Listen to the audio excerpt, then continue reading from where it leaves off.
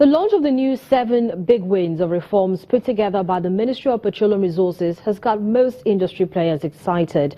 Now, the Minister of State for Petroleum Resources, Dr. Ibe Kachukwu, says the new process will help Nigeria create a new oil economy. Let's listen. We may choose to continue business as usual and continue to make very little investments in the oil sector, deploy very short-term strategies, neglect the need to protect the security of the assets, and continue to import 100% of our national requirements. We may choose to do that. We may choose to watch helplessly as the price of oil dips and look like the whole world has come to an end because suddenly we're not earning as much as we intended to earn in the sector. We may choose to continue to explore and produce all the barrels of oil underneath our lands, and rather than process them, continue to ship them out as crude. We may continue to look helpless as the cost of producing oil in Nigeria spirals out of control and becomes non-competitive compared to those of other countries. We may choose to neglect to deal with all the fiscal policies that are essential to make sure that government earnings in this sector is robust and solid. In other words, we may throw up our hands in the air and look like we have no solution to the problems. But I am sure that you all will agree with me that the time has come to stop lamenting and to begin to take very dramatic and positive action. We can decide today to face the current realities and build an economy using our bountiful gas resources. In just a few years, if we work hard, we can see Nigeria become a net exporter of petroleum products rather than an importer, something that will have very dramatic effects on our foreign exchange earnings and reduce the pressure on foreign exchange reserves. We can begin to work to create thousands of jobs that are good paying and create benefits for the host communities that quite frankly water the oil. We can begin to attract investments and make Nigeria the citadel of investment as an investment destination in Africa. And we can begin to take our rightful place in the Committee of Nations as we help to develop policies that are essential to move this industry forward. The choice is ours, the past or the present.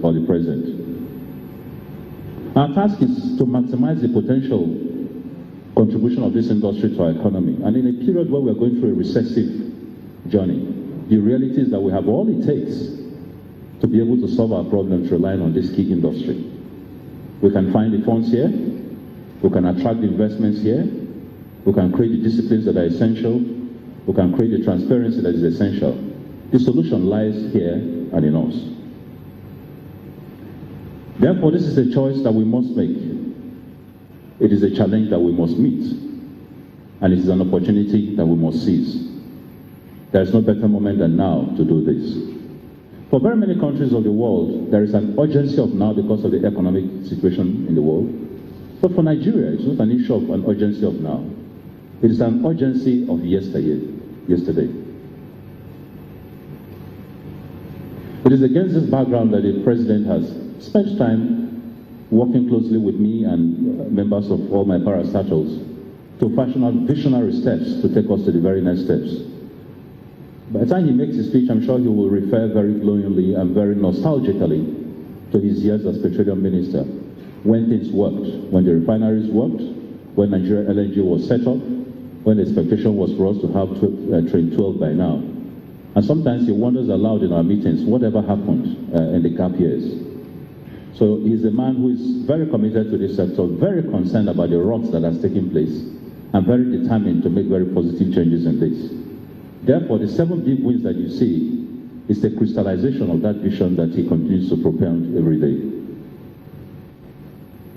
Now, what are we going to do with the 7 big wins? The first is policy regulations. What we'll try to do is to capture specific action steps that we can deliver in 3 to 4 years.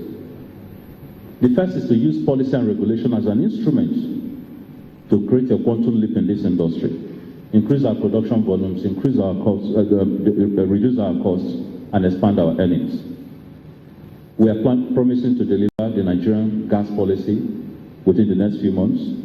to deliver a Nigerian oil policy within the next few months, and to work collaboratively with the Senate over the next 1 year to try and finally pass the much elusive petroleum industry governance bill. In the business and investment drive, we are looking at increasing government income streams, looking more internally than externally to find solutions to our problems. We're looking to raise bulk funds for the federal government through successful leveraging of some of our assets, not sales, but leveraging. We are looking to chart new frontiers, especially the areas of frontier basins, the Lake Chad, the Borno areas, to begin to find every oil that is available in every part of this country. And in this, the private sector is going to play a key lead role. The direction has always been for government to take the lead in this, but my vision and the vision of the president is that the private sector must be encouraged with policies to go into those Chad basins where our neighbors have found oil and find the oil. So we're going to be looking at policies to encourage this. We're going to be targeting to raise over $5 billion in short-term funds for this government, and over $20 billion in long-term, medium-term funds for this government. We need to cut contractual times from an average of 2 years to an average of 3 to 6 months. We need to reduce government stranglehold on the oil sector so that the private sector can flourish and grow in leaps and bounds. We need to review our fiscal structures so that government is able to meet, government takes are able to meet best practices all over the world. For gas revolution, we're making a transition away from oil and more into gas. And so an investor-led gas infrastructure development will be promoted to ease government the burden of funding. We're going to encourage domestic gas utilization. We're going to open up commercialization of gas flare. We're going to drive gas to a position of importance equivalent to that of oil. And for refineries, our job is well cut out for us. We must achieve 100% local refining capacity by 2020. And by 2019, our hope is that we will have stopped importation of petroleum products. And I'm going to be working with NNPC collaboratively and very aggressively on this. That will require the refurbishing of our refineries, and the President has been very kind to ask me to head a team to drive this policy very aggressively, working with the GMD and every member of the team. It is something we're very committed to. But over and above that, we're going to be licensing private sector individuals to look at investing in private refineries.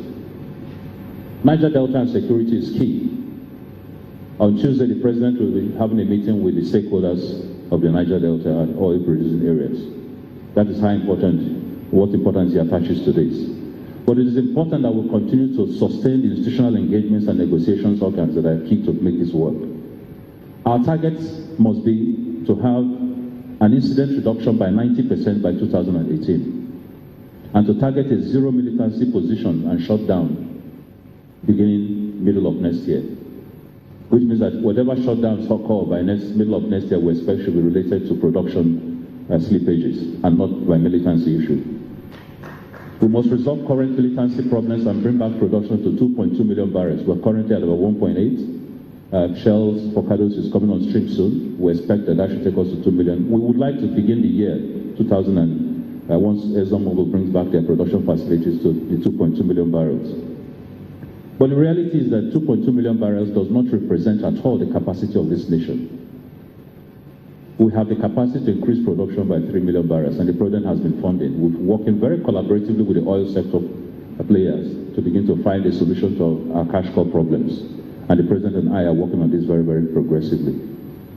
We need to create stability incentive schemes, jobs, investments, contracting opportunities for the Niger Delta zone. We need to look at using marginal fuels as an incentive for state governments to begin to look at developing in these areas. And we need to set up a robust security apparatus involving both the oil companies and the security agencies to ensure that there's stability in this region. And I must stop here to praise the serious efforts that the members of the security apparatus have made over the last few months to present themselves, protect investments, but yet do it in a way that is friendly. And I also thank the efforts of the royal fathers who have continued to work with me behind the scenes to ensure that we continue to propagate this.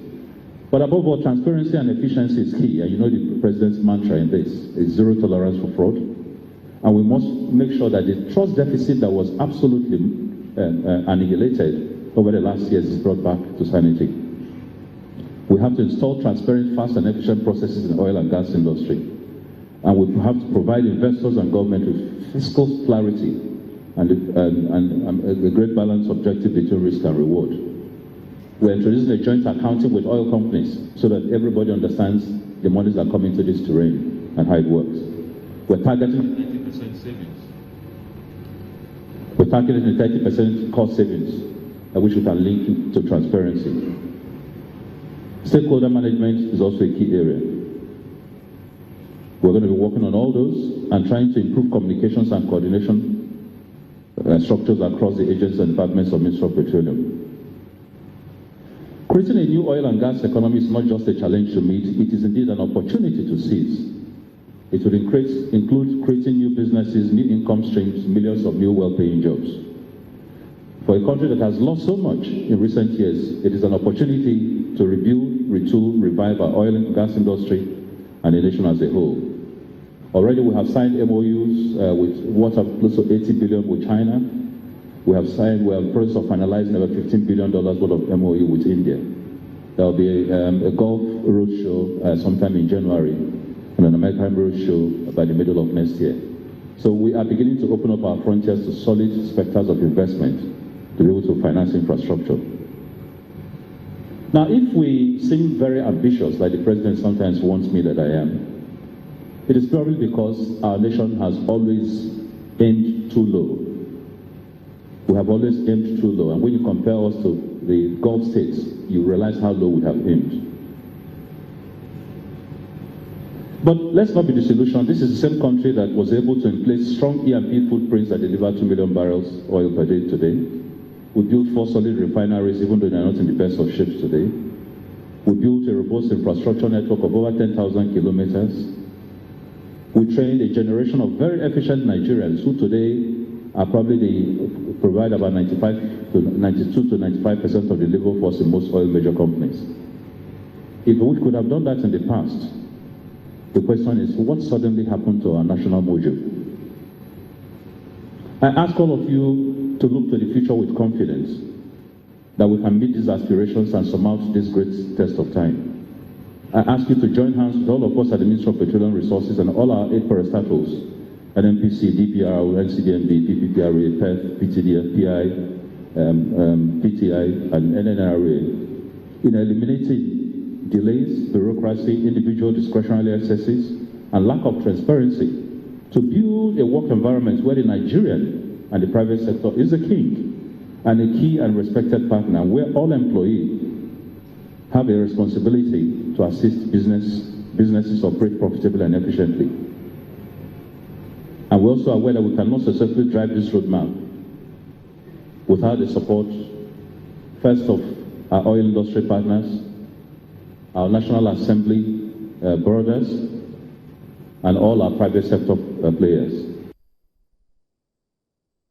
Minister of State for Petroleum Resources, Dr. Ibe Kachukwu, outlining a very comprehensive plan to ensure that the revolution that will start in the oil and gas sector is achieved by all parties concerned. But Business Morning continues in just a moment. Stay with us.